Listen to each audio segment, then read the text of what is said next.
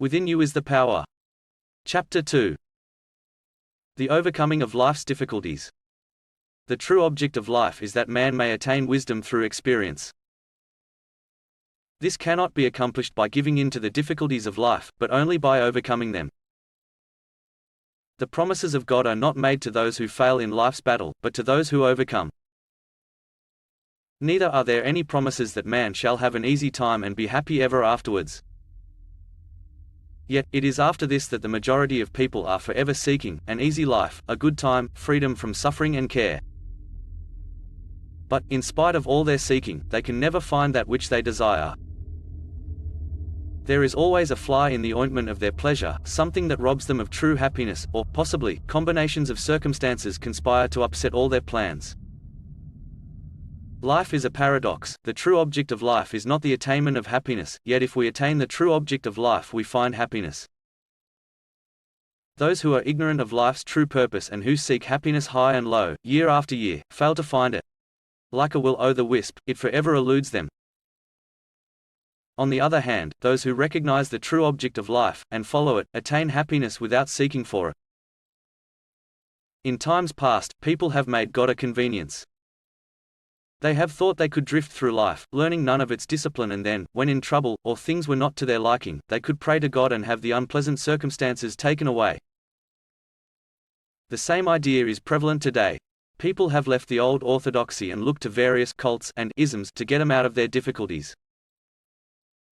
They do not believe now that they can curry special favor with God by prayer, but they firmly believe that they can get what they want from the invisible by demanding it. They think that by this means they can have their own way after all. By this they mean having a good time, with no unpleasant experiences, trials, difficulties, adversities. They are, however, merely chasing rainbows. The easy life they seek constantly eludes them, simply because there is no such thing. The only life that is easy is the life of the strong soul who has overcome. His life is not easy in reality, but appears relatively so because of his strength. It is impossible to have an easy life, and, if it were possible, then life would be not worth living, for the sole object of life is the building of character and the attainment of wisdom through experience. Life to all of us must always be full of difficulty, and it is to help those, who, hitherto, have found life rather too much for them that this book is being written. What the majority are seeking for is an easy life, which they will never find, but precisely the reverse, and for them I have no message.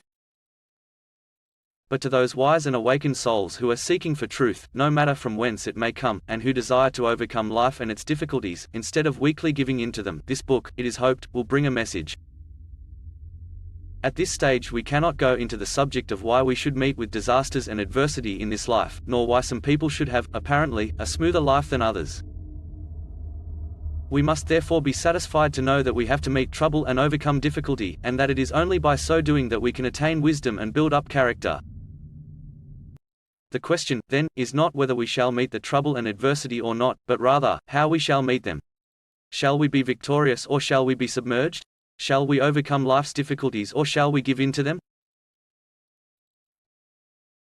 The majority of people are drifters on the sea of life.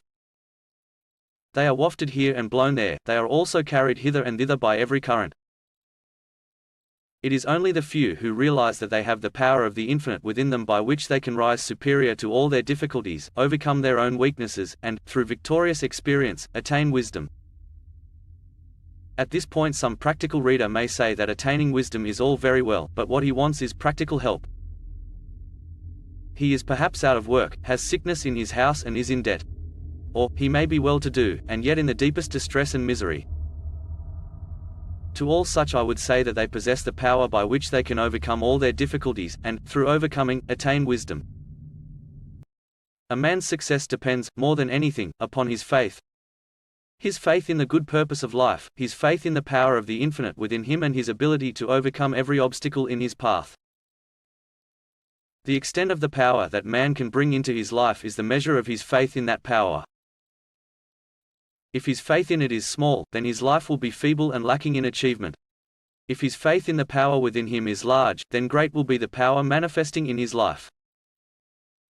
The power of the infinite is illimitable and inexhaustible, all that is required is an unquenchable belief and trust in it.